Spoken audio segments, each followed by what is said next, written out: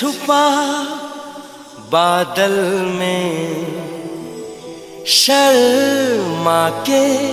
সালমান খানের সঙ্গে বহুল চর্চিত প্রেম ভাঙার পরে বিবেক ওবেরয়ের সঙ্গে সম্পর্কে জড়িয়েছিলেন ঐশ্বরিয়া রায়। যদিও বিবেকের সঙ্গে সম্পর্কের কথা নিজে কখনোই প্রকাশ করেননি এই অভিনেত্রী, তবে ঐশ্বরিয়ার সঙ্গে তার সম্পর্কের বিষয়টি নিজ মুখে স্বীকার করেছেন বিবেক। রাম গোপাল ভার্মার ছবি কোম্পানিতে ক্যারিয়ার শুরু করেন বিবেক। এরপরে সাথিয়া, মাস্তি, যুবা একের পর এক ছবিতে অভিনয়ে নজর কাড়েন অভিনেতা। কিউহো গায়ানা ছবিতে ঐশ্বরিয়ার বিপরীতে কাজ করার সূত্রে দুজনের প্রেম, কিন্তু সেই খবর সালমানের কানে যেতেই হিংসায় জ্বলে পুড়ে যান ভাইজান। সোজা সেটে এসে বিবেককে হুমকি দিয়েছিলেন টাইগার খ্যাত অভিনেতা, বলেছিলেন ঐশ্বরিয়ার থেকে দূরে থাকতে। তারপর বিস্তর টানাপোড়েন চলে তিনজনের মধ্যে। শেষমেশ বিবেকের সঙ্গেও সম্পর্ক ভেঙে যায়। ঐশ্বরিয়া বিয়ে করেন অভিষেক বচ্চনকে। যদিও সেই ঘটনার পর 16 বছর কেটে গেছে। এতদিন পর নিজের সম্পর্ক নিয়ে মুখ খোলেন বিবেক।